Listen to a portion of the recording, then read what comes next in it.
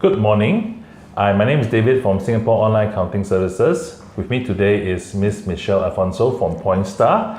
Ms. Michelle has been operating a cloud computing solutions in Singapore, and her company has expanded from Singapore to Indonesia and KL. And today she actually serves the global market of companies that require cloud computing services. Welcome to the show today, Michelle. Thank you very much, David. Please tell me who you are, and as well as what you do and what you hope to do for this business that you have been doing for 10 years. Okay, so like I mentioned, my name is Michelle. I am the COO and co-founder of PointStar Pte Ltd. We are essentially a cloud consulting business. What we do is that we work with our customers. We help them to strategize and execute their plans in terms of moving their IT solutions from an on-premise system over to the cloud. Also for new companies, of course, wanting to be nimble and flexible, most new companies are choosing cloud computing solutions, and we help them set it up from scratch. Yeah. Okay, I understand that you did this business, okay, and your primary education is from a very different background. Could you tell me what was your motivation for starting this business 10 years ago? Okay, so the startup story is this. I'm actually a trained and certified pharmacist. I graduated from NUS. However, during my NUS studies, I actually did a one-year stint in Silicon Valley. Over there, I was actually working on some kind of medication management software in a startup over there. So what happened was I came back to Singapore having been exposed to all the great technology and all the startup buzz that was happening in Silicon Valley, and decided that I wanted to give this a try. So after graduation, after I got my certification, I met my business partner who I already knew from Silicon Valley, and we decided to just give this a try because it was a point of time in our life where we had no mortgage to pay, we had no children to feed, and if we wanted to take a risk, this was a good time to do it. However, we knew that this was a risky step, and we were very aware that we had our degrees to fall back on if anything went wrong.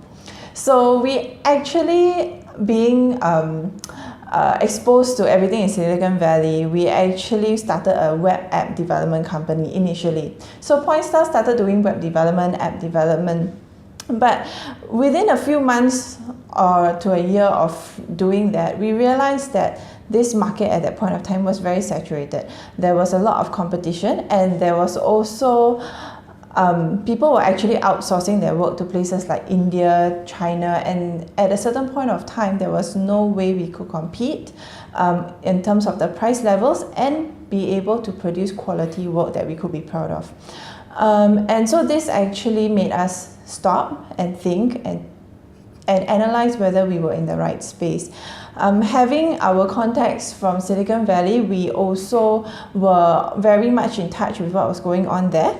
And at that point of time, cloud solutions was really becoming very mainstream over there. We realized that it had a lot of potential, and Singapore being a rather tech-savvy country, as well as having good IT infrastructure, we saw the potential that cloud solutions was going to be, the next mainstream thing in Singapore. And so we kind of took a bet. We worked with, at that point of time, one of the big tech giants who was providing cloud solutions, and we actually were the first partner in APAC that they signed up, and we actually launched their program together with them in APAC. So that's how we started, and of course, as we went along the way, the focus was very much on our customers in terms of what our customers needed, and so we started accumulating and bringing on other solutions, cloud solutions that we thought would be beneficial for our customers, and that's how we ended up as a cloud consultancy that we are there today. Yeah. So do you foresee, or do you have foreseen in the past when you first started the business that today PointStar was what you envisioned it to be? No, totally no. I actually had no idea that we will end up being a cloud consultancy. I thought that we were going to be doing, the latest app development by now, but it didn't turn out. And I think that's one key thing: the flexibility and the open-mindedness to realize when your initial intentions is not working out, and being able to pivot quickly enough, so that you are able to catch something that is really truly worth pursuing. Yeah. I so agree. The market always throws so many curveballs, and many entrepreneurs that start off doing one business end up learning more lessons and then branching out an ancillary business or changing their business model to actually to adapt, to accommodate, and to also exploit the business opportunities available. Yeah. Throughout this journey, it's been 10 years since you started, right? Yeah.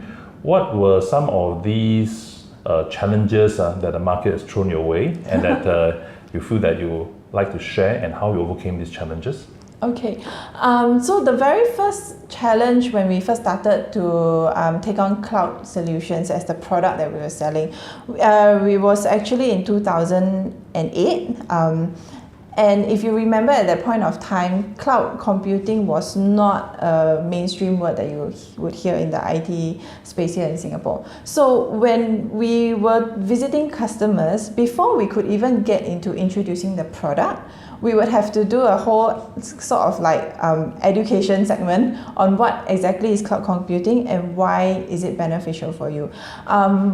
There were a lot of skeptical people that we met. A lot of people, was not keen to be so-called the guinea pigs to go and try this new technology. And so we actually struggled quite a bit in the beginning in terms of bringing up our sales and being able to close deals. However, at the end of the day, we remembered that our decision to move to a cloud was actually rooted in something that we saw for ourselves that was happening in Silicon Valley. It was something that we studied before we went to it. So in terms of being sure of your product and persevering, and that's actually how about 2 years later, where cloud computing suddenly started becoming mainstream and everybody was looking at cloud solutions, we were already on the forefront and we were already one of the leaders in this space. So definitely, it's not going to be easy in the beginning. You do have to persevere to a certain level. Another thing is you do, if you remember my story, I actually started this, and my business partner actually started this pretty much straight out of school. So we had no prior working experience or significant working experience.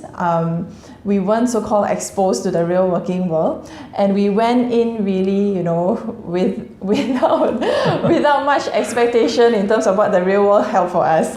And so that is something that if I could do it again, I would probably have maybe clocked in a few years of real world working experience first, because what happened was we learned the hard way for many things.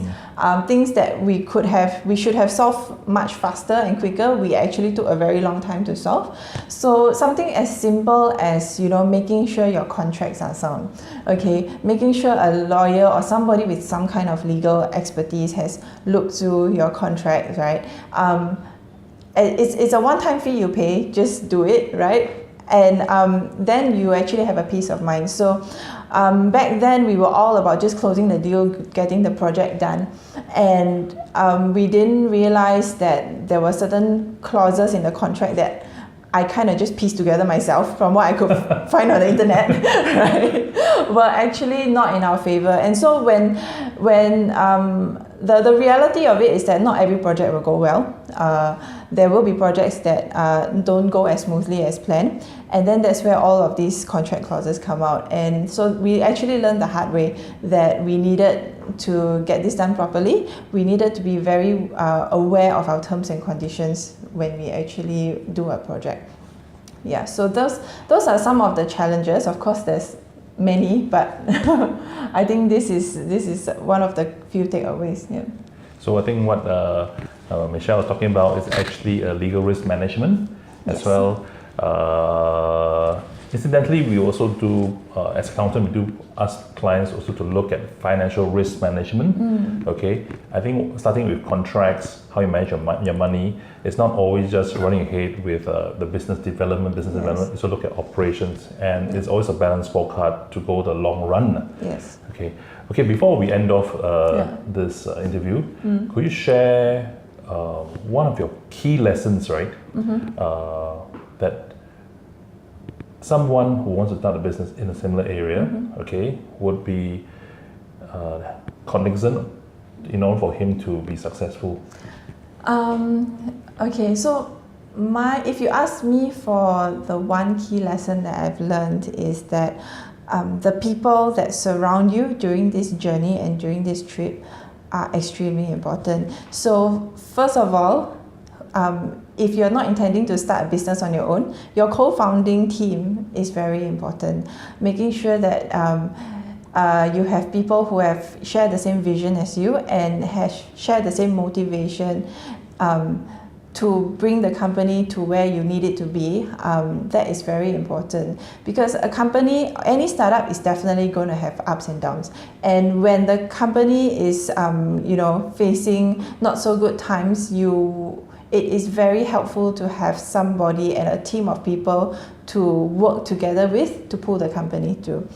But besides moving beyond your co-founding team, eventually if you grow your business to a bigger size, you do need to hire people. And that's where the people that you hire is very important. It's a common saying, always hire people that are smarter than you. And I think that is very true. There's no way that you will be able to handle everything and cover all bases. So hiring people who are not only smart, but more importantly, also identify with your company values and your company culture is very important. So for my business specifically, the team that we work with is actually the most crucial part in terms of our success, and that is what I would say is my biggest lesson learned, that always consider very carefully when you hire people and don't just go for the cheapest option. Okay, with that, thank you for all the business wisdoms and lessons, and we thank you once again to be part on our video series. Okay. Thank you very much. Thank you very much, David. Thank you. Pleasure.